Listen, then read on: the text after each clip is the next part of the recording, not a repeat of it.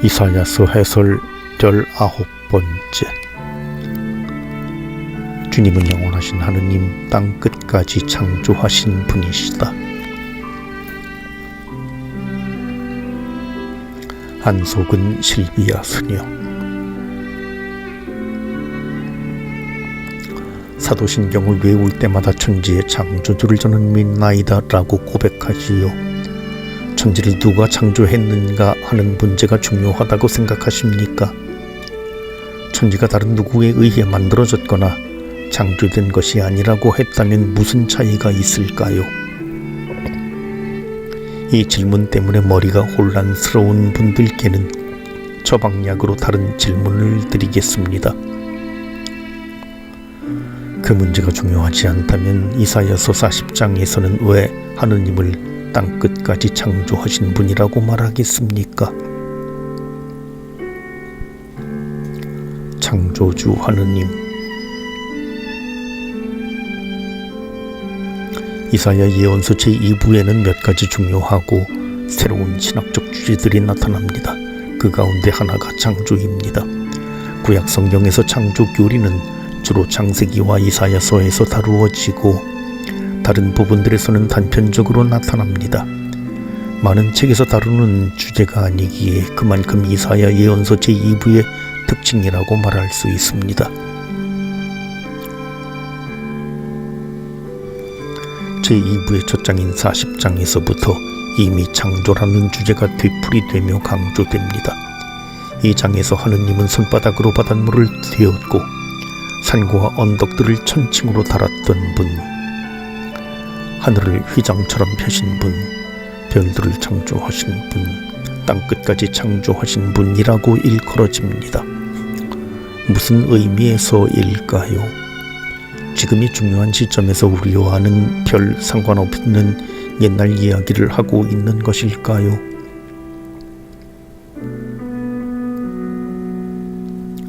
요나서의 마지막 장면이 떠오릅니다.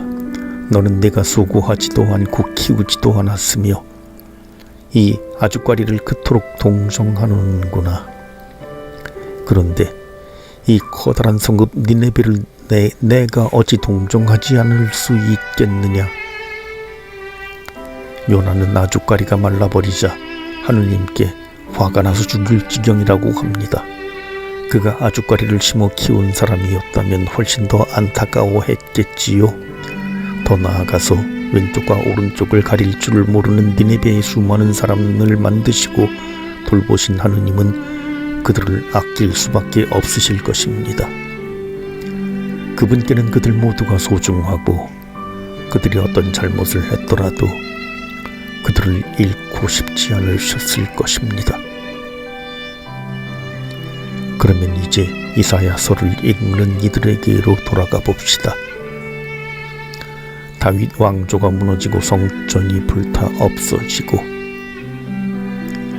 바빌론의 유배를 간 지도 한 세대가 지났습니다. 곧 돌아가리라고 생각했었는데 이제는 희망이 보이지 않습니다.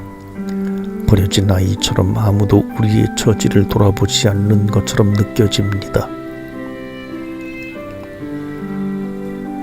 나의 길은 주님께 숨겨져 있고 나의 권리는 나의 하느님께서 못 보신 채 없어져 버린다. 멀리 유배지에 가 있으니 더욱 외롭습니다. 먼 이국 땅에서 수십 년째 살고 있는데 하느님으로부터는 아무 소식이 들리지 않습니다.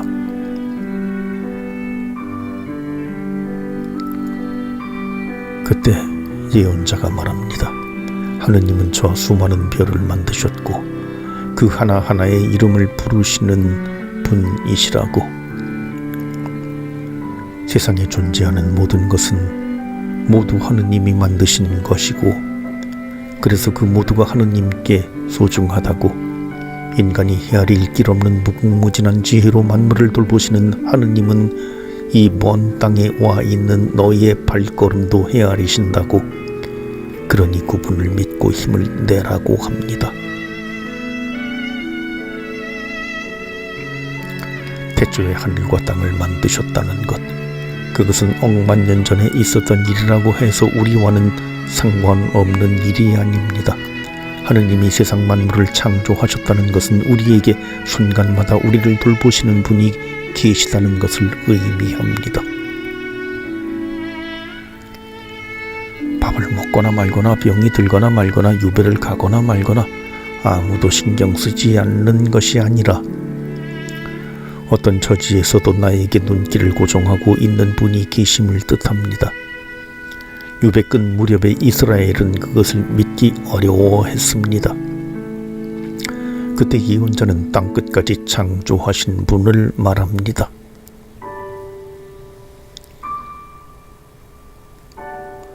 유일하신 하느님. 그런데 이스라엘의 하느님이 땅끝까지 창조하신 분이시라는 것은 유일신 사상과도 연관됩니다. 땅의 일부가 아니라 땅끝까지 오직 그분이 창조하셨다면 다른 신이 자리할 여지가 없게 됩니다. 이것 역시 이사야 예언서 제2부의 신학적 특징입니다. 구약시대에 이스라엘에 처음부터 유일신 신앙이 있었던 것은 아닙니다. 이른 시기에는 바알이나 아세라와 같이 다른 민족들이 섬기는 신들이 과연 존재하는지 여부는 생각할 주제가 되지 않았습니다. 오직 중요한 것은 다른 민족들은 다른 신들을 섬길지라도 이스라엘은 오직 주님 한 분만을 하느님으로 섬겨야 한다는 것이었습니다. 특히 신명기에서 주님께서 하느님이시라면 그분을 따르고 바알이 하느님이라면 그를 따르십시오라고 말했던 엘리야는 다른 이들보다 앞서 나간 것으로 나타납니다. 좀 과감하게 말한다면 많은 경우는 다른 신들이 존재해도 상관이 없었을 듯합니다. 이스라엘이 그들에게 마음을 주지 않으면 되는 것이었습니다. 이스라엘이 다른 신들을 섬겼다면 주님은 질투하셨겠지요. 그런데 바빌론 유배를 겪던 시기에 엄밀한 의미의 유일신 신앙이 확립됩니다. 나는 처음이며 나는 마지막이다. 나 말고 다른 신은 없다는 것을 분명하게 주장하게 되는 것입니다. 다른 신들이라는 것은 아예 존재하지 않기에 그들은 질투의 대상이라기보다 조롱의 대상이 됩니다. 어떤 단락에서는 우상을 만드는 사람들의 어리석음을 묘사합니다. 사람들은 나무를 베어서 일부는 잘라 불을 피워 고기를 굽고 그 나머지 토막으로 신을 만듭니다.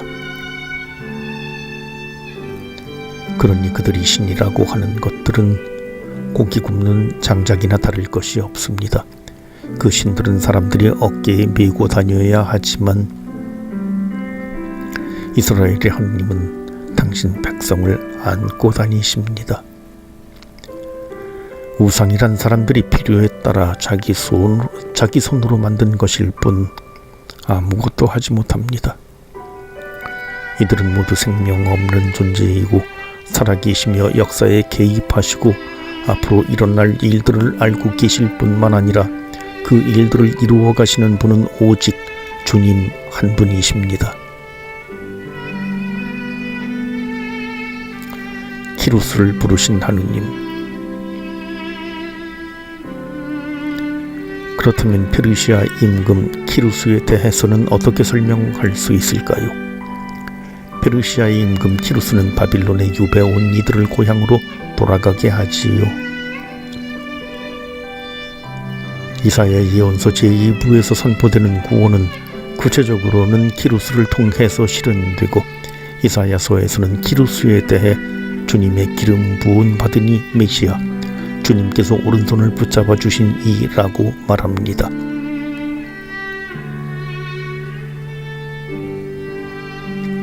매우 생소한 일입니다. 이스라엘의 구원이 이방인에 의해 이루어집니다. 주님께서 모세나 판관들처럼 당신 백성 가운데에서 그 백성을 구원으로 이끌 사람을 불러일으키시는 것이 아니라 전혀 엉뚱한 페르시아 사람이 바빌론을 멸망시키고 이스라엘에게 살 길을 열어줍니다.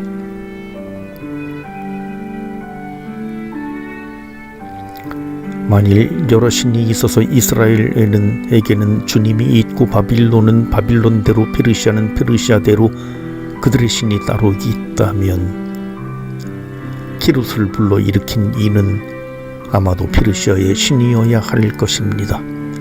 실제로 바빌론 사람들은 여러 신이 서로 경쟁하는 속에서 마르둑이 키루스를 불러왔다고 생각했습니다. 바빌론의 마지막 임금이었던 나보니두스가 마르둑을 숭배하지 않고 다른 신을 섬겼기에 마르둑이 그를 불러와 나보니두스를 멸망하게 했다는 것이었습니다. 그러나 제2 이사야서는 키루스의 등장 역시 유일한 하느님이신 이스라엘의 하느님의 업적이라고 선언합니다. 내가 북쪽에서 한 사람을 일으키니 그가 왔다. 나는 해 뜨는 곳에서 그를 지명하여 불렀다. 키루스가 주님을 알지 못했다 하더라도 그를 당신 도구로 택하신 분은 그분이실 수밖에 없습니다. 다른 신이란 없기 때문입니다. 이사야 예언서 제2부에서 창조신앙과 유일신신앙은 결국 같은 내용을 담고 있습니다. 이 세상이 처음 시작된 때부터 모든 순간에 그리고 온 세상 땅끝까지 모든 곳에서 세상을 지배하시는 분은 오직 한 분이시라는 것입니다. 유배지에서 긴 시간을 살아오면서 하느님이 나를 잊으셨다고 생각하는 이스라엘에게 예언자는 이 세상 어느 구석도 그 하느님의 통치를 벗어난 곳은 없다고 말합니다. 나를 만드신 분은 지금도 나를 생각하시고 나를 돌보십니다. 그러나 이제 야곱아 너를 창조하신 분, 이스라엘아 너를 빚어 만드신 분, 주님께서 이렇게 말씀하신다. 내가 너를 구원하였으니 두려워하지 마라. 내가 너를 지명하여 불렀으니 너는 나의 것이다.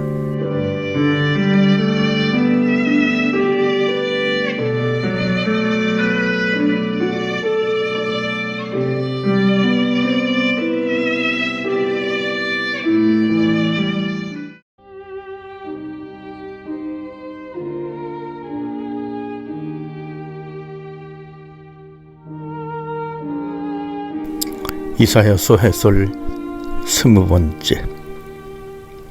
너희 죄악이 너희와 너희 하느님 사이를 갈라놓았고 안속은 실비야 수녀. 한참 비가 오지 않았습니다.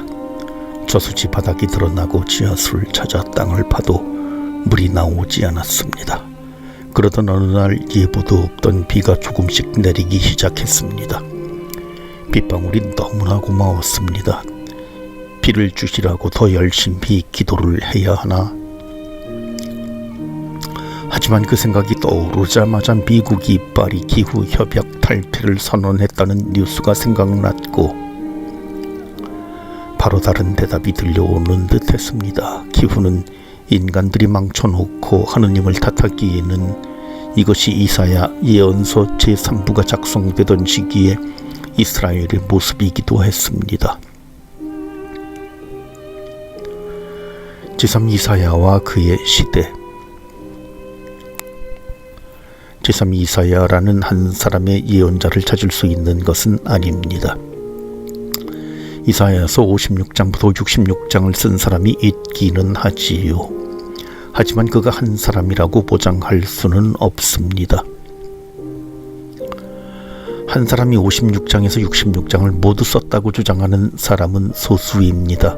대개는 55, 66장 가운데 60, 62장이 더 먼저 작성되었고 그 앞뒤에 다른 부분들이 덧붙여졌다고 보기 때문에 저자가 한 사람은 아니라고 봅니다. 어쨌든 기원전 8세기에 이사야라는 예언자가 처음 시작했고 유배 중에 편의상 제2 이사야라고 일컬어지는 다른 예언자가 확장시킨 이 책을 제3 이사야가 다시 한번 확장시켰습니다. 그러니 그 예언자의 고향이 어디이고 직업이 무엇인지 찾으려는 노력은 제2 이사야의 경우와 마찬가지로 무의미합니다. 본문에서 시대와 장소를 추정해 볼 수는 있습니다. 저자는 예루살렘에 돌아와 있는 것으로 보입니다.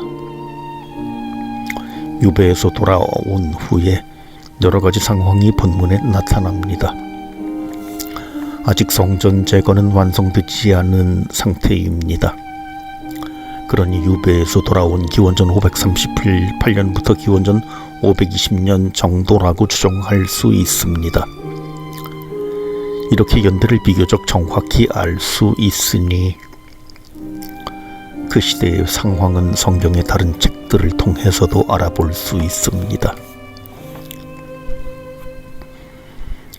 유배에서 돌아온 이들, 제2 이사야는 유배 중인 이스라엘에게 하느님의 위로를, 구원의 기쁜 소식을 선포했었습니다. 복역 기간이 끝났다고.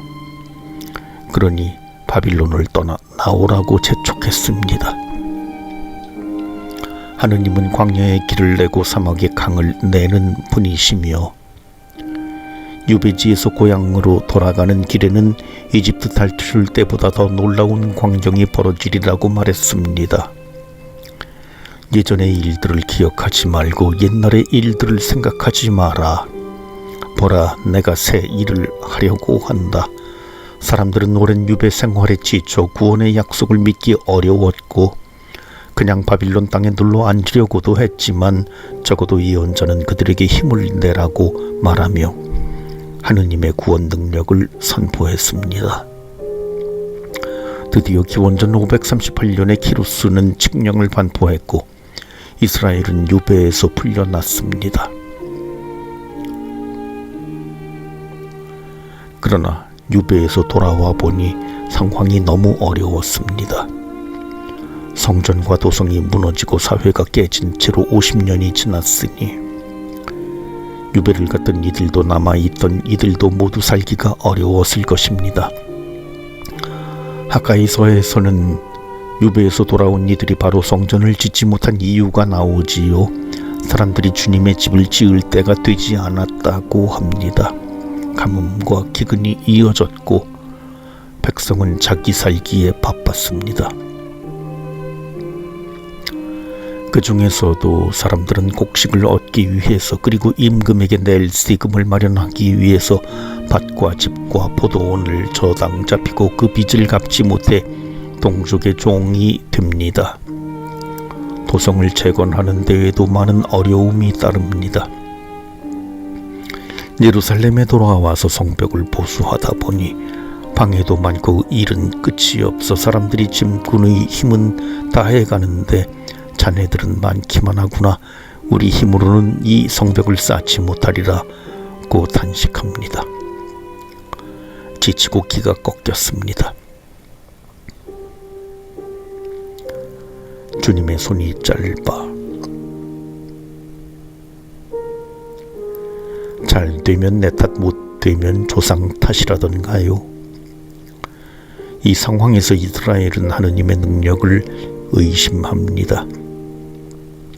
주님의 손이 짧아서 구해내지 못하시는 것이 아닌가?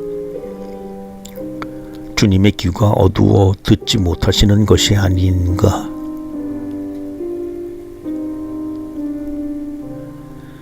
손은 그 자체로도 힘의 상징입니다. 특히 강한 손 또는 강한 손과 뻗은 팔은 하느님의 능력을 지칭하여 탈출기와 신명기에서 자주 사용되는 표현입니다.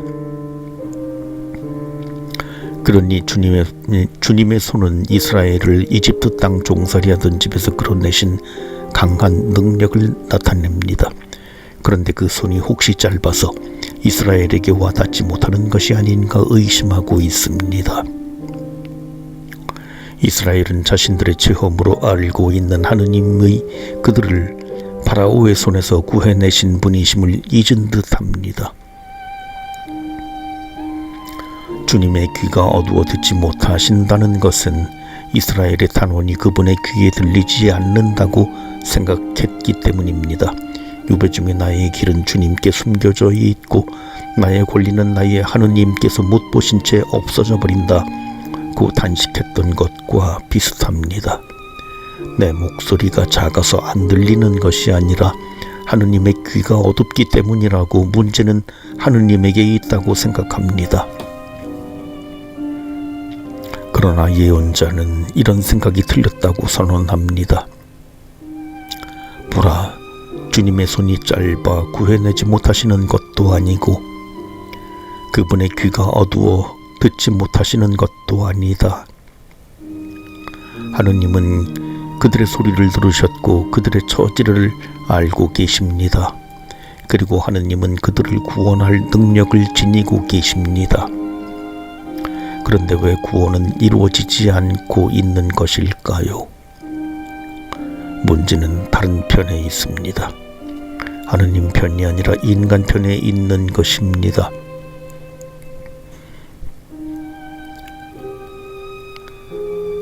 너희 죄악이 예언자의 진단은 명백합니다. 오히려 너희 죄악이 너희와 너희 하느님 사이를 갈라놓았고 너희의 죄가 너희에게서 그분의 얼굴을 가리어 그분께서 듣지 않으신 것이다. 이 죄악의 구체적인 내용들은 3, 4절에서 열거될 것입니다. 손이 피로 더러워졌다는 것은 폭력 때문이고 입술로 말하는 속임수는 이어지는 문맥에서 알 수 있듯이 특히 법정에서의 거짓 증언을 가리킵니다. 아시다시피 거짓 증언은 십계명에 포함될 정도로 중대한 문제였지요. 거짓 증언은 무죄한 사람을 죽게 만들 수 있었습니다. 재판에도 진실과 정의가 없고 약자와 권리를 지켜주어야 할 재판이 악을 저지르는 수단이 됩니다. 하느님 앞에서 이러한 악들은 어떤 의미를 지닐까요? 그 죄악은 너희와 하느님 사이를 갈라놓습니다. 여기서 사용된 갈라놓다라는 단어는 창세기 1장에서 반복되는 단어이기도 하고 사제기 문헌에서 주로 사용되는 성과 속의 분리를 지칭합니다. 성과 속은 공존할 수 없습니다. 속된 인간이 거룩하신 하느님을 접하면 죽습니다. 거룩하신 하느님은 죄악을 저지르는 인간에게 머물러 계실 수 없으시어 이스라엘이 우상을 숭배하는 성전을 떠나가셨습니다. 하느님의 거룩함을 강조하는 에제키엘서에서 하느님은 이렇게 말씀하십니다. 나를 내 성전에서 멀어지게 하려고 이스라엘 집안이 여기에서 저지르는 이 몹시도 역겨운 짓들이 보이느냐? 이제 답이 보입니다. 하느님의 팔이 짧아서 또는 귀가 멀어서 이스라엘에게 닿지 못하는 것이 아니라 이스라엘이 하느님과 담을 쌓은 것입니다. 하느님이 당신 얼굴을 감추시는 것이 아니라 이스라엘이 자신들의 죄로 하느님의 얼굴을 가리고 있습니다. 이것이 제3 이사야서가 왜 구원이 이루어지지 않느냐고 묻는 이스라엘에게 주는 응답입니다. 그러면 어떻게 할까요? 이것은 이사야 예언서 제3부의 다른 본문에서 드러날 것입니다. 하지만 인간이 행한 자연 파괴로 비가 오지 않는다면 비를 주시라고 기도하기 전에 우리가 먼저 바뀌어야 할 것입니다.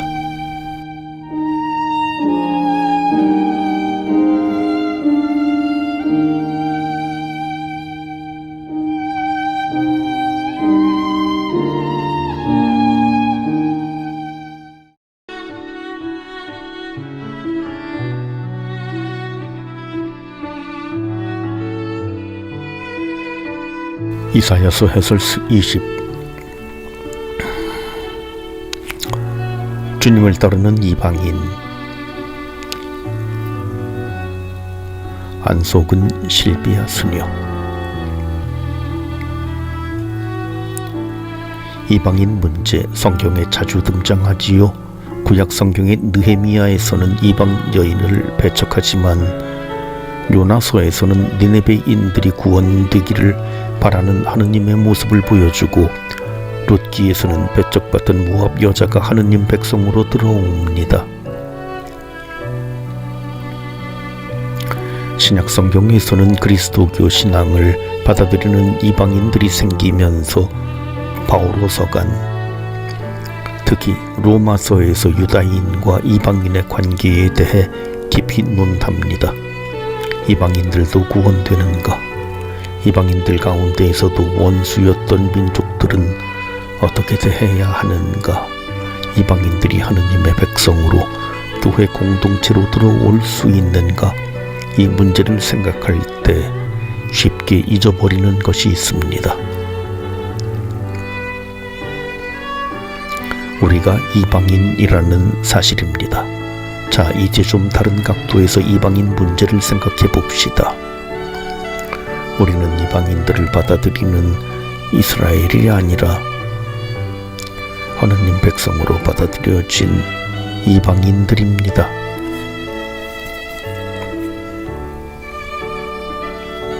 공정을 지키고 정의를 실천하여라. 먼저 이스라엘에게서 시작합니다. 너희는 공정을 지키고 정의를 실천하여라. 나의 구원이 가까이 왔고 나의 의로움이 곧 드러나리라.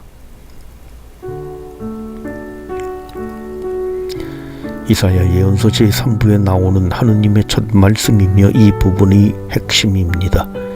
이것이 유배에서 돌아와 여러 어려움을 겪으면서 구원이 지체되는 이유를 물었던 이스라엘에게 주어진 대답입니다. 주님의 손이 짧아서 그분의 귀가 어두워서 구원하지 못하는 것이 아닙니다. 구원은 가까이 와 있습니다.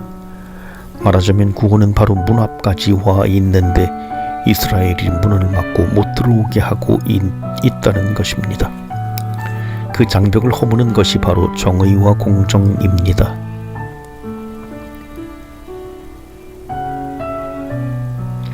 정의와 공정은 사실 이사야서 1장부터 되풀이되던 주제입니다.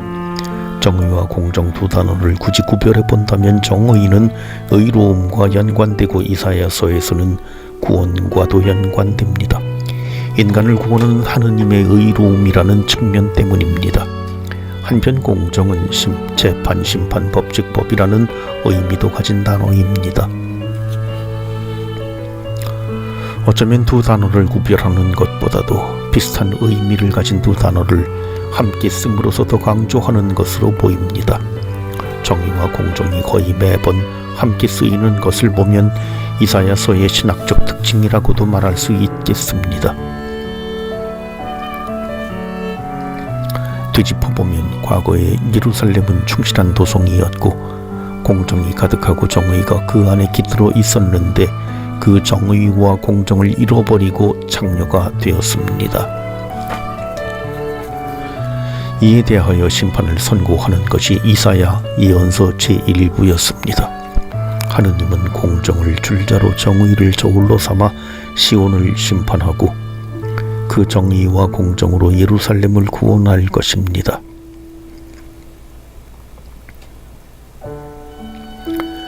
시온은 공정으로 구원을 받고 그곳에 회개한 이들은 정의로 구원을 받으리라.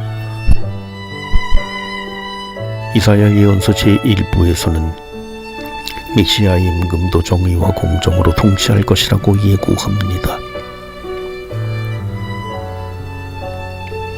이사야 예언서 제3부에 이르면 이미 그 심판은 이루어졌습니다. 정의와 공정을 실천하지 않아 정의와 공정으로 심판받은 이스라엘에게 주어진 구원의 길도 역시 정의와 공정입니다. 먼저 이사야서 56장 1절에서 말하는 것은 인간이 실천해야 할 정의와 공정입니다. 행복하여라 이를 실천하는 사람, 그런 사람에게는 구원이 이루어질 것입니다. 이사야서 59장 9, 11절에서는 이렇게 하느님께서 베풀어 주시는 구원을 가리켜 정의와 공정이라는 같은 표현을 사용합니다. 폭력과 불의를 저지르는 이들에게 공정과 정의는 멀리 있고 또한 미치지 못합니다. 빛을 바라고 공정을 바라고 구원을 바라지만 모두 그들에게서 멀리 있을 뿐입니다. 정의와 공정을 실천하지 않는 이들에게 하느님의 정의와 공정은 실현될 수 없다는 말입니다. 빛을 원한다고 말하면서 동굴 속으로 들어간다면 어떻게 될까요? 정의를 원한다고 하면서 불의 속에 머물고 있다면 어떨까요? 그 사람이 빛을, 정의를 누릴 수 있을까요? 제3 이사야는 아니라고 말합니다. 하느님의 구원이 실현되기를 원한다면 인간 편에서 그 구원을 향해 문을 열어놓아야 합니다. 그것이 인간에게 요구되는 정의와 공정입니다.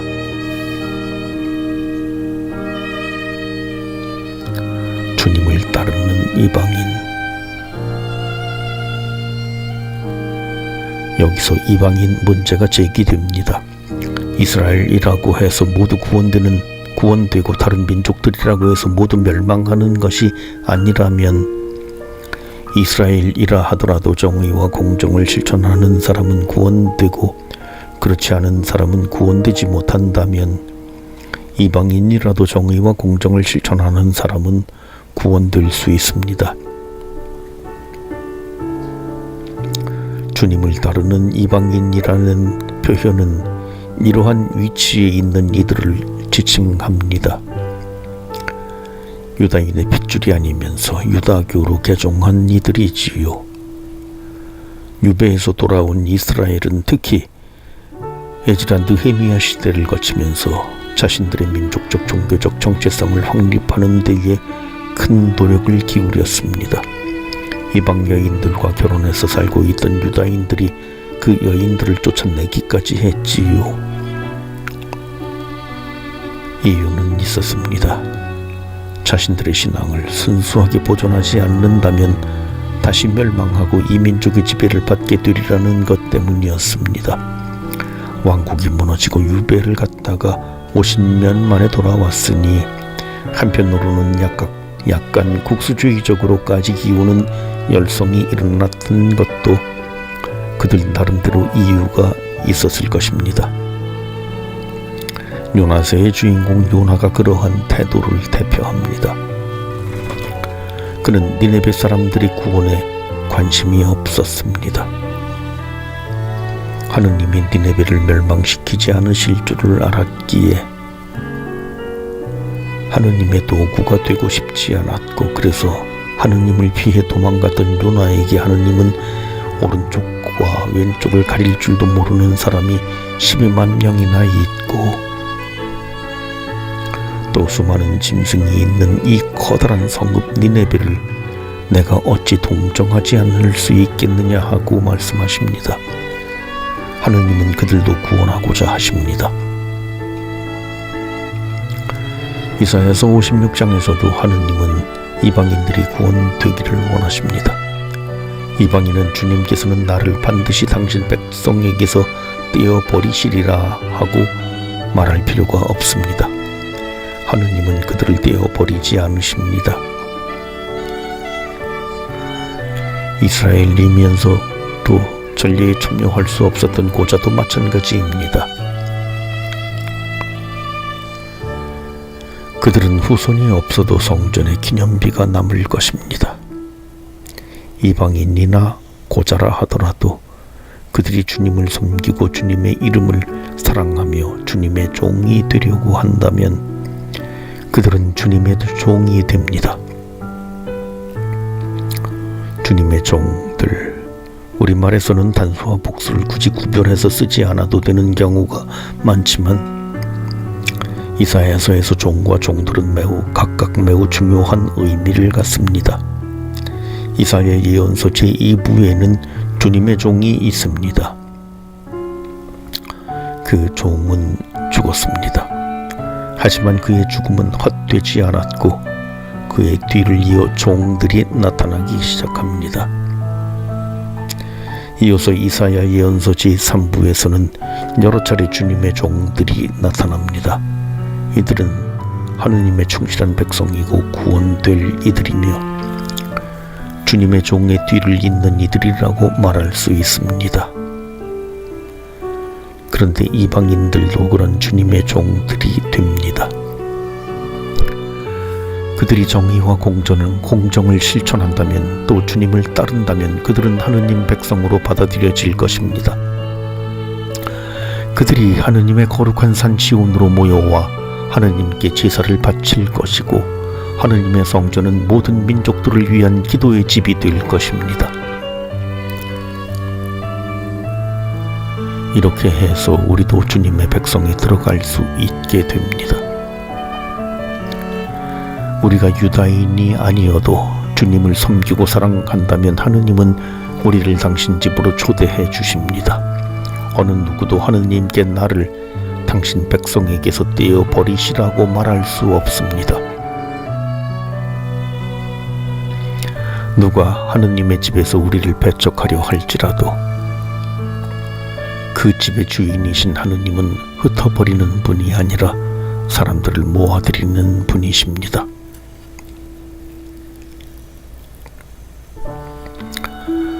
나는 그들을 나의 거룩한 산으로 인도하고 나에게 기도하는 집에서 그들을 기쁘게 하리라. 나의 집은 모든 민족들을 위한 기도의 집이라 불리리라.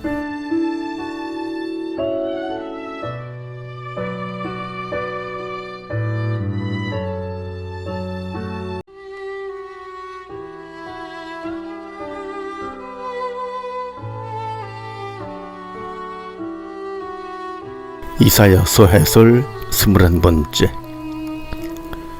내가 좋아하는 단식은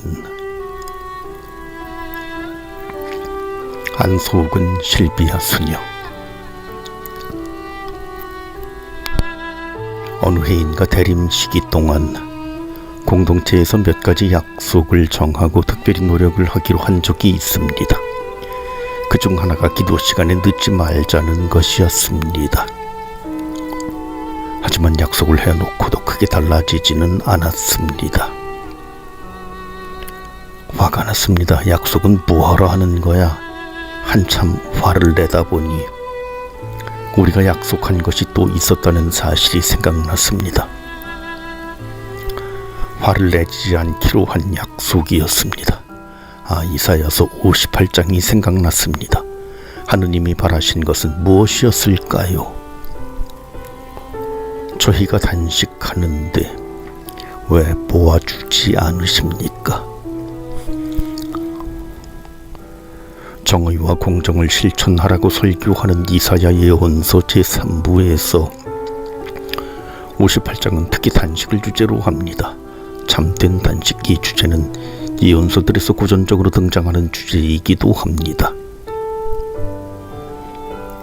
예전부터 그래왔듯이 유배에서 돌아온 후에 공동체에서도 어떻게 하면 하느님을 기쁘게 해드리고 그분의 은혜를 얻을 수 있을까 고민했습니다. 많은 사람이 안식일과 단식으로 하느님의 은혜를 얻으려 합니다. 성전이 무너지고 없기 때문에 제사를 바칠 수 없게 된 상황에서는 그를 대신하는 단식과 같은 신심 행위들이 중요성을 띠게 되지요. 단식일이라 하는 날에는 하느님의 은혜를 얻기 위해 자신을 낮추고 희생을 하였습니다. 그러나 예언자는 구원은 이런 신심 행위를 통해서가 아니라 오직 정의를 실천하고 이웃을 사랑함으로써만 얻을 수 있다고 역설합니다. 이스라엘이 유배에서 돌아왔을 때 온 땅은 폐허가 되어 있었습니다. 그 상황 속에서 백성들은 적어도 그 일부는 하느님이 그들에게 관심을 기울여 주시기를 간절히 바랍니다. 저희가 단식하는데 왜 보아주지 않으십니까? 내가 이만큼 단식하고 기도하고 있으니 하느님이 우리를 보아주시고 우리의 처지를 알아주셔야 한다는 것입니다. 이런 질문을 하는 이유가 이기적인 마음에서인지 아니면 진실로 하느님을 찾는 것인지는 분명하지 않습니다. 그들은 마치 정의를 실천하고 자기 하느님의 공정을 저버리지 않는 민족인 양이라는 표현은 실제로는 그렇지 않다는 뜻일 수도 있기 때문입니다. 정의와 공정이라는 두 단어가 눈에 들어오지요. 이사야서 56장부터 66장의 핵심 열쇠였습니다. 이 백성은 안식일을 지키고 단식도 꼬박꼬박하지만 정말로 하느님이 바라는 정의와 공정은 실천하지 않습니다. 그 백성은 하느님의 마음에 들기 위해서든 구원을 받기 위해서든 하느님께 가까이 가고 있지만 정의와 공정을 위한 노력은 하고 있지 않습니다. 이것이 그 다음 구절들을 이해하기 위한 열쇠가 됩니다. 너희는 너희 단식일에 제1만 찾고 너희 일꾼들을 다그친다. 단식을 하는데 하느님이 보아주지 않으신다고 불평을 하는 것은 단식이 하느님을 기쁘게 해드리기 위한 중요한 행위들 가운데 하나라는 생각을 전제합니다. 그런데 사람들은 여러 단식일을 만들고 있지만 그 결과는 느껴지지 않습니다. 하느님께서 쳐다보지도 않으십니다. 그래서 3절에 질문이 나옵니다. 저희가 단식하는데 왜 보아주지 않으십니까? 이 질문에는 불만이 가득합니다. 그리고 바로 이 질문이 하느님의 진노를 불러일으킵니다. 그래서 갑자기 도입 구절도 없이 하느님의 말씀이, 하느님의 고발이 쏟아져 나옵니다.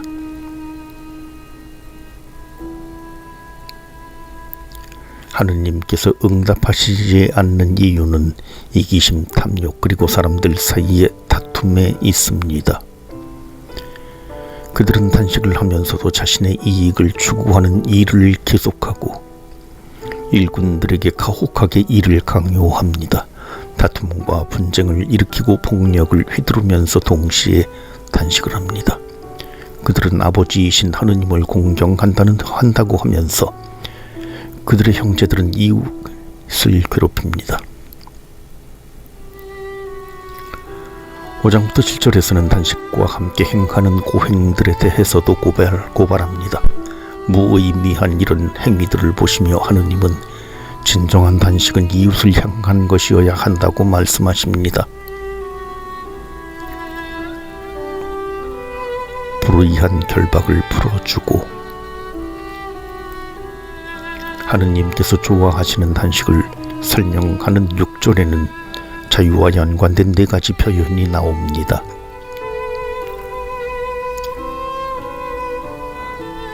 불의한 결박을 풀어주고 멍에의 줄을 끌어주는 것, 억압받는 이들을 자유롭게 내보내고 모든 멍에를 부수어 버리는 것이다. 여기서는 비유적인 표현들이 사용되기 때문에 구체적인 의미를 아주 정확히 밝히기는 어려움이 있습니다. 비슷한 단어들을 반복하는 것을 보면 하나씩 그 의미를 파헤치기보다 전반적으로 조금 넓게 해석해도 될 듯합니다. 자유와 해방이라는 주제가 이 절 전체의 핵심이긴 하지만 그것이 꼭 감옥에서 석방시킨다는 의미로 보아야 하는 것은 아닌 듯합니다. 본문은 감옥을 지칭하는 구체적이고 특수한 단어들은 사용하지 않습니다. 사슬, 결박, 멍에라는 표현은 감옥에 사람을 묶어놓는 것만이 아니라 가난한 이들을 압박하는 불법적인 계약, 이자, 돈놀이 등을 지칭할 수도 있습니다. 당시의 어려운 상황을 생각한다면 저자 예언자는 정치, 경제, 사회, 종교적 온갖 억압의 종식을 요구한다고 말할 수 있을 것입니다. 아마도 유배의 체험이 영향을 미쳤을 수도 있습니다. 키루스의 칙령을 통해 바빌론의 유배에서 풀려난 후 유다인들이 마치 바빌론인들이 했던 것과 같이 동족을 대하고 있다면 어찌해야 하겠습니까? 약속의 땅으로 들어온 이스라엘 백성이 이집트 땅 종살이를 기억하며 이방인들을 받아들여야 했듯이 바빌론에서 겪은 체험은 다른 이들을 어떤 식으로도 억압하지 않도록 하는 역할을 해야 했습니다. 그러나 느헤미야기에서 보듯이 당시의 실정은 그렇지 못했습니다. 유다인들 사이에서 돈놀이를 하고 가난한 사람들을 더 가난하게 만드는 모습을 보고 느헤미야는 이렇게 말합니다. 여러분은 서로 돈놀이를 하고 있군요. 우리는 이 민족에게 팔려간 유다인 동포들을 우리 힘이 닿는 대로 도로 사왔습니다. 그런데 여러분은 여러분의 동포들을 팔아먹고 있습니다. 그러면서 우리도 도로 사오라는 말입니까? 동족을 억압하는 이들에게도 하느님도 그렇게 말씀하고 싶으셨을 것입니다. 내 양식을 굶주린 이와 함께 나누고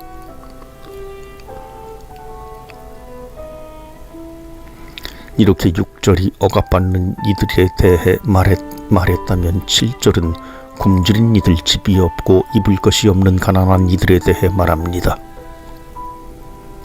그들과 음식, 집, 옷을 나누는 것이 하느님께서 당신 백성에게 바라시는 일입니다. 7절의 마지막 구절, 내 혈육을 피하여 숨지 않는 것이라는 말은 그러한 요구들을 요약해 줍니다. 여기에서 내 혈육이라고 번역된 말을 글자 그대로 옮긴다면 너의 살, 너 자신의 살이 됩니다. 물론 히브리어에서 이 단어는 친족을 지칭하여 사용되지만 저자는 이 말을 통해 간접적으로 불의의 근본적인 원인을 드러내 보입니다. 고통받는 이와 하나가 되지 못하는 것, 그를 내 살이라고 느끼지 못하는 것, 그의 굶주림과 헐벗음과 가난함을 나 자신의 것으로 느끼지 못하는 것, 그것을 나 자신의 문제로 인식하지 못하는 것, 그저 사회 문제에 관한 통계 자료처럼만 생각하는 것. 예언자는 이를 개탄합니다. 가난한 이웃의 고통은 바로 너의 고통이어야 한다는 것입니다. 고통받는 이웃은 너의 살이어야 합니다. 이렇게 해서 6, 7절은 주님께서 바라시는 단식을 고행의 날에 실천해야 할 행위를 말해줍니다. 그럼 단식은 하지 말까요? 글쎄요. 이것은 이사야서 58장에 던진 질문이 아닌 것 같습니다. 예언자는 단식을 할 것인지 말 것인지에 초점을 맞추고 있지 않습니다. 그가 말하고자 하는 것은 형식적인 단식이 아니라 불의하게 억눌린 이들을 풀어주고 굶주리고 헐벗은 이들에게 자신의 것을 나누어 준다면 하느님이 반드시 응답하시리라는 것입니다. 그때 내가 부르면 주님께서 대답해 주시고 네가 부르시면 나 여기 있다 하고 말씀해 주시리라. 이사야 예언서 제3부의 주제로 다시 돌아옵니다. 하느님이 응답하지 않으신다면 그것은 정의와 공정이 없기 때문입니다. 정의와 공정을 실천하지 않으면서 하느님이 정의롭고 공정한 세상을 만들어 주시기만 바랄 수는 없습니다. 오늘의 세상에서도 다를 것은 없습니다.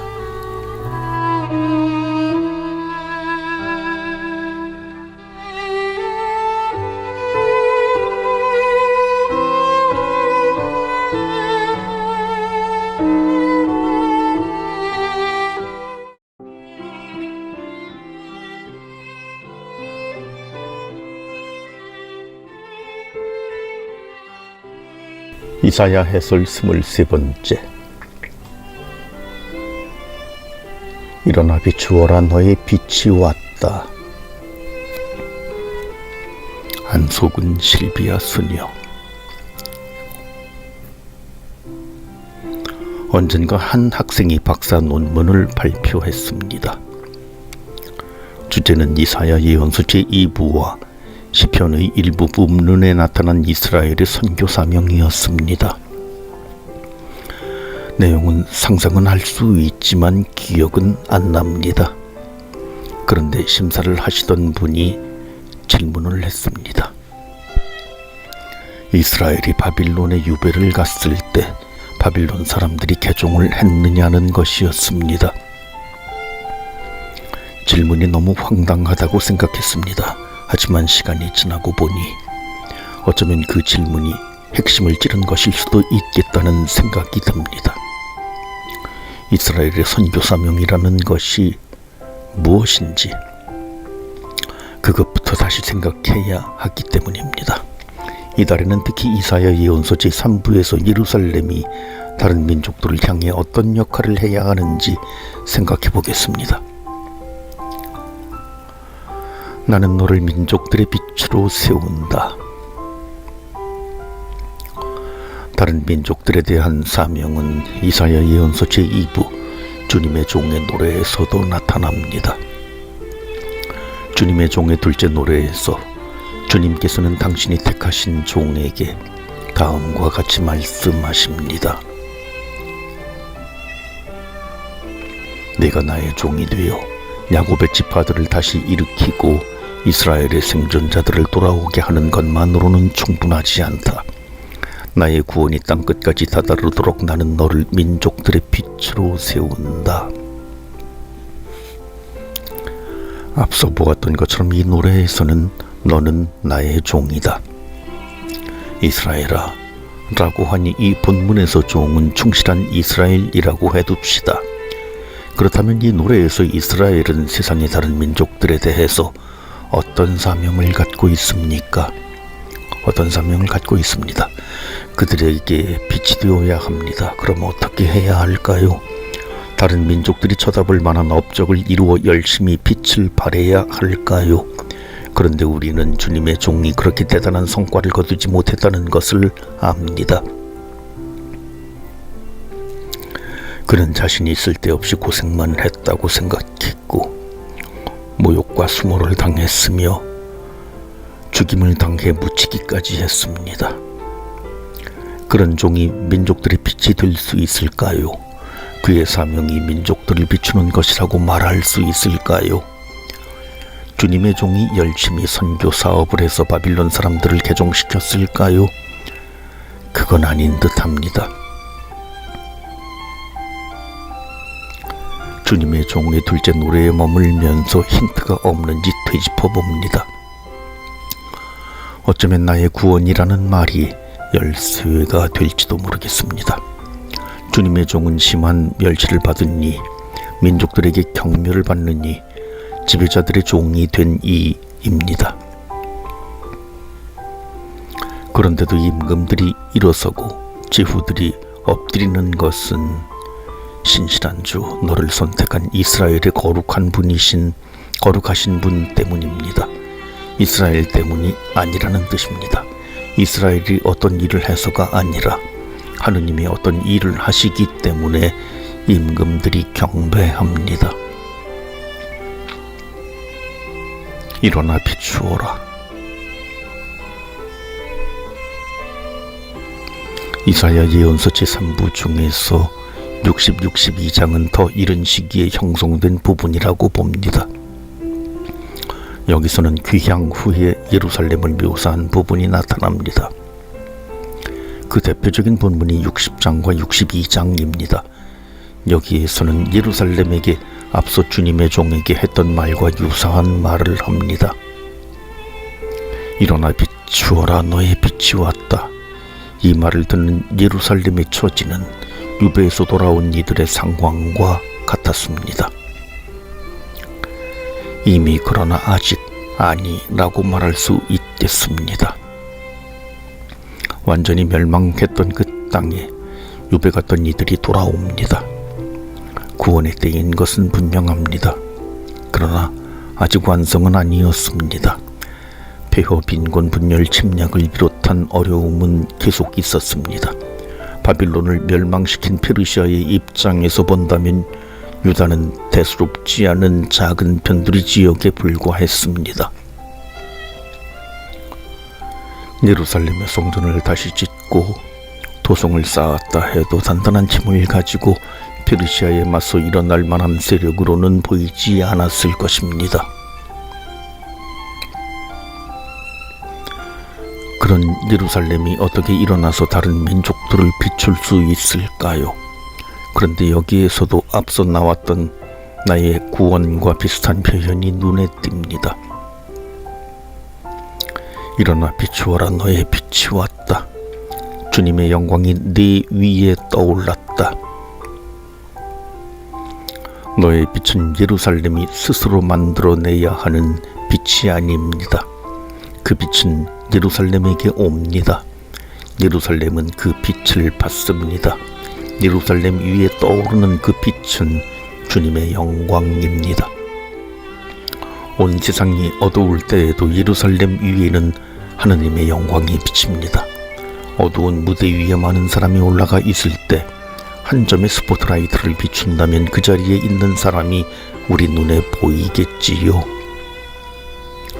그것은 그 사람이 빛을 발하기 때문이 아니라 어둠 속에서 빛이 그 사람만을 비추기 때문이지요. 결국 그 빛이 왔기 때문에 예루살렘은 빛을 비출 수 있습니다. 그래서 흩어졌던 이스라엘 백성이 모여들고 세상의 모든 민족도 모여듭니다. 이스라엘이 무슨 대단한 일을 했기 때문이 아니라 주님이 예루살렘을 영화롭게 하셨기 때문입니다. 그래서 다른 민족들이 보이게 되는 것은 궁극적으로 예루살렘이 아니라 그 예루살렘을 비추시는 하느님입니다. 예루살렘은 해처럼 스스로 빛을 내는 것이 아니라 달처럼 주님의 영광을 비춥니다. 예루살렘이 빛나는 것은 순전히 주님 덕분입니다. 주님께서 너에게 영원한 빛이 되어 주시고 너의 하느님께서 너의 영광이 되어 주시리라. 그분께서 예루살렘을 일으켜 세우시어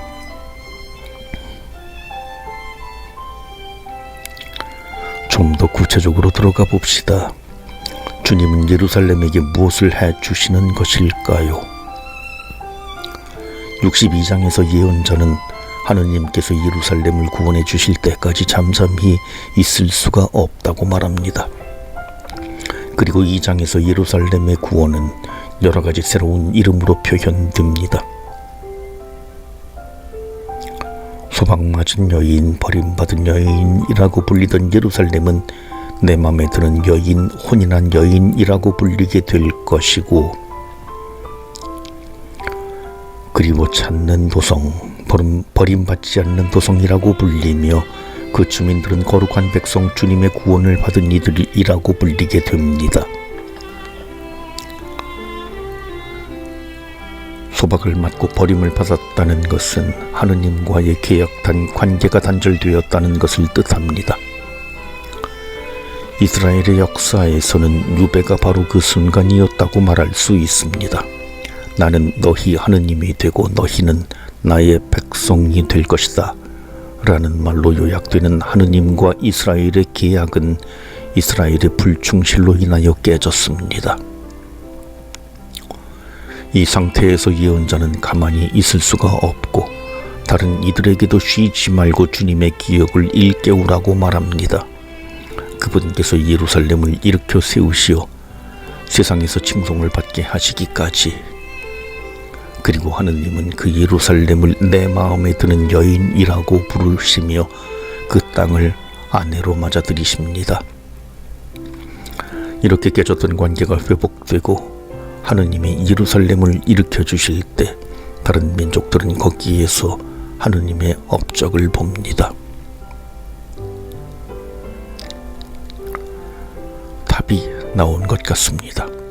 이스라엘이 세상의 빛이 되는 것입니다. 이스라엘의 사명은 하느님이 예루살렘을 다시 일으켜 세우시는 데에 있습니다. 하느님이 어떤 분이시라고 이스라엘이 다른 민족들에게 열심히 말을 하면 그들이 들을까요? 바빌론이, 페르시아가 그런 말에 귀를 기울일까요? 이사야서에 따르면 예루살렘이 해야 할 일은 업적을 세우고 누군가를 구원하는 것이 아니라 자신이 하느님께 구원되는 것입니다. 하느님이 이스라엘의 구원자시라는 것을 어떻게 증언할 수 있을까요? 간단합니다.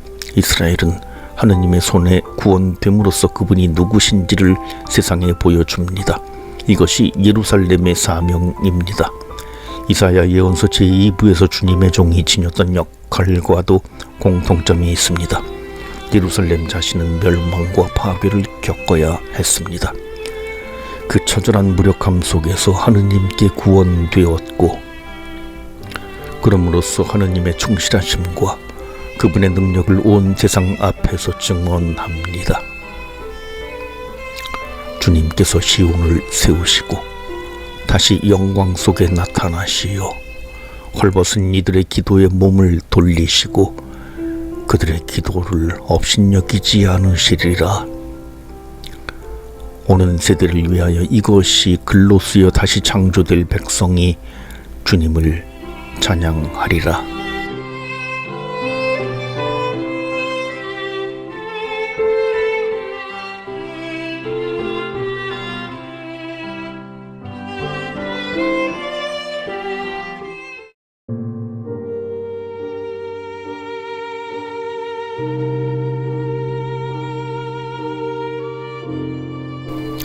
이사야서 해설 24번째 나의 제자들 앞에서 이 가르침을 봉인하리라. 안성군 실비아 수녀. 책을 왜 쓸까요? 읽으라고 씁니다. 개인적인 일기가 아니라면 쓴 사람 혼자서만 간직해두고 보기 위해서 쓰는 것은 아닙니다. 그러니 책을 쓴다는 것은 쓰는 사람 혼자만의 행위가 아니라 읽는 사람과 주고받는 행위입니다. 그럼 책을 왜 읽을까요? 그냥 지나간 시대, 지나간 일에 대한 관심 때문만은 아닙니다. 그 책이 지금의 우리에게도 무언가를 말하고 있기 때문입니다. 예언서들도 마찬가지입니다. 기록하여라. 본래 예언자들은 책을 쓰는 사람이 아니었습니다. 역사서들의 행적이 전해지는 엘리야, 엘리사 같은 인물은 물론이고 자신의 이름으로 된 책을 가지고 있는 아모스, 이후의 예언자들도 그들 스스로 책을 쓴 경우는 드물었습니다. 그들은 우리에게 책을 남겨주려는 생각보다 그 시대 사람들에게 하느님의 말씀을 전해주려 했습니다. 그들은 구체적인 어떤 상황에서 구체적인 어떤 사람들을 향해 하느님의 말씀을 전했습니다. 그런데 드물게나마 예언자들이 자신의 말을 기록한 흔적이 남아있는 경우가 있습니다. 예레미야와 하박국이 대표적입니다. 예레미야서 36장에서 하느님은 예레미야에게 두루마리를 가져와 내가 너에게 이런 말을 모두 적어라 하고 말씀하십니다. 예레미야가 바룩에게 그 말을 받아 적게 합니다. 바룩이 전한 그 내용을 들은 이들은 여호야킴 임금에게까지 두루마리가 전해지게 하지만 여호야킴은 그 말에 귀를 기울이지 않고 두루마리를 불태워 버립니다. 그러나 예레미야는 다른 두루마리에 다시 그 내용을 적습니다. 그는 자신이 하느님께 받은 말씀이 사라지지 않고 계속 남아 있게 하려고 했습니다. 이제는 그 곁에서 말을 듣는 사람들만이 아니라 나중에 그 두루마리를 읽을 사람들을 생각하고 있는 것입니다. 하박국서 2장에서는 하느님이 하박국에게 너는 환시를 기록하여라 하고 말씀하십니다. 하느님이 예언자에게 환시를 통하여 미래의 구원을 약속하시는데 그 약속이 지금 당장 실현되는 것이 아니었기 때문입니다. 예언자는 그 실현을 기다려야 합니다. 그 환시가 정해진 때를 기다리고 있기에 그것이 늦어지는 듯 하더라도 예언자는 기다려야 하기에 그 약속이 오고야 말 것이기에 하느님은 누구나 막힘없이 읽어갈 수 있도록 판에다 분명하게 써라 하고 말씀하십니다. 그 일이 이루어질 때 사람들은 그것이 하느님께서 이미 약속하신 것이었음을 판에 적힌 그 기록에서 확인할 수 있을 것입니다. 그래서 그 미래의 사람들을 위하여 지금 예언자가 받은 말씀을 보관해 둡니다. 이사야서에서도 이와 유사한 부분이 있습니다. 나는 이 증언 문서를 묻고 나의 제자들 앞에서 이 가르침을 봉인하리라. 그리고 주님을 기다리리라. 야곱 집안에서 당신 얼굴을 감추신 분, 나는 그분을 고대하리라. 맥락은 비슷합니다. 이사야가 제자들 앞에서 가르침을 적고 봉인하는 것은 그가 사람들에게 하느님의 말씀을 선포했지만 그 제자들이 아닌 다른 이들은 이사야의 말을 받아들이지 않았기 때문입니다. 그의 예언은 아직 성취되지 않았고 그는 미래를 위한 증언으로 이 가르침을 적어둡니다. 예레미야나 하박국과 마찬가지로 그 말씀들이 언젠가 성취될 것이기 때문입니다.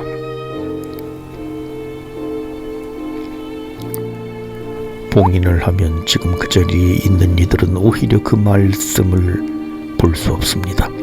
이제 그 말씀은 미래 세대를 위한 말씀이 됩니다.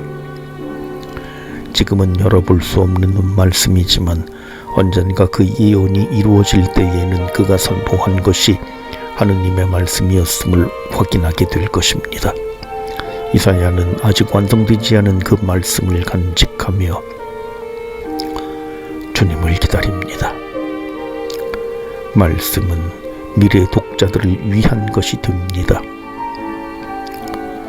우리 하느님의 말씀은 이렇게 보존된 말씀을 다른 이들이 받아 읽습니다. 제2 이사야, 제3 이사야라고 일컬어지는 이들은 말하자면 그들이 물려받은 두루마리를 펼쳐본 사람이었습니다. 이사야 예언서 제2부는 하느님 말씀의 효력에 관한 말씀들로 시작하고 끝납니다. 이사야서 40장은 전에 함께 읽었습니다.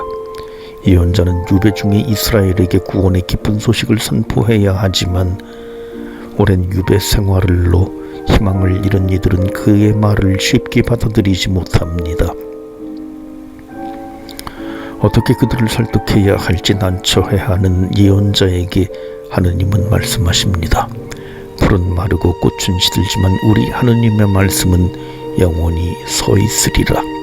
55장에서도 같은 내용이 반복됩니다. 내 입에서 나가는 나의 말도 나에게 헛되이 돌아오지 않고 반드시 내가 뜻하는 바를 이루며 내가 내린 사명을 완수하고야 만다. 예언서를 후대에 확장시킨 이들은 이렇게 하느님의 말씀이 살아있으며 영원히 서 있다는 것과 그 말씀이 반드시 성취된다는 것을 믿었습니다. 그래서 봉인되었던 두루마리를 펼치고 불탄 두루마리를 다시 쓰고 판에 새겨둔 글을 확인했습니다. 수백 년이 지났지만 예언자가 전했던 하느님의 말씀이 지금 그들을 향해서도 선포되고 있음을 알았습니다. 그래서 그들은 옛 두루마리를 자신들의 시대에서 다시 해석했습니다. 이사야서 1장부터 39장까지에서도 부대에 삽입된 장들이 있다는 점을 앞에서 보았지만 잠시 그 문제는 덮어두겠습니다. 1장부터 39장이라는 두루마리가 있었다고 할 때 여기에 40, 55장을 덧붙인 소위 제2 이사야는 단순히 새로운 본문을 더 첨가하기만 한 것이 아닙니다. 그는 이러한 작업을 통해 1장부터 39장을 새롭게 해석하고 있습니다. 그는 과거의 예언자와 대화하며 이사야서 1장부터 55장이라는 하나의 책을 만들어 놓습니다. 기원전 8세기의 아모츠의 아들 이사야가 선포했던 심판의 선고를 이미 그 심판이 이루어진 상황에서 다시 읽고 있는 것입니다. 이를 통해서 그 심판이 구원 역사의 한 부분임을 더 분명하게 알아봅니다. 또한 유배에서 돌아온 후에 제3 이사야는 이사야서 56장부터 66장을 덧붙임으로써 다시 1장부터 55장 전체를 해석합니다. 이제는 심판을 지나 회복을 향해 가고 있는 그 시대의 관점에서 이사야서 전체를 하나의 책으로 완성하는 것입니다. 우리는 이사야서를 처음 읽기 시작하면서 이사야서의 세 부분이 있다는 전제에서 출발했습니다. 그런데 근래에는 다시 이사야서를 하나의 책으로 바라보는 경향이 나타납니다. 물론 저자가 한 사람이라고 보는 것은 아닙니다. 오랜 편집 과정을 거친 이 본문들이 하나의 책을 이루고 있음에 주목하려는 것입니다. 여기서 중요한 역할을 하는 것이 최종 편집자입니다. 그 사람이 누구이든 그 최종 편집자는 하나의 관점에서 이 책 전체를 해석했습니다. 그가 있었기에 이사야서는 하나의 책이 될 수 있었습니다. 기원전 8세기 예언자에서 시작해 여러 시대를 거치면서 첨가된 모든 부분이 그 최종 편집자와 대화하면서 하나의 책으로 엮입니다. 오늘 이 성경 말씀이 이루어졌다.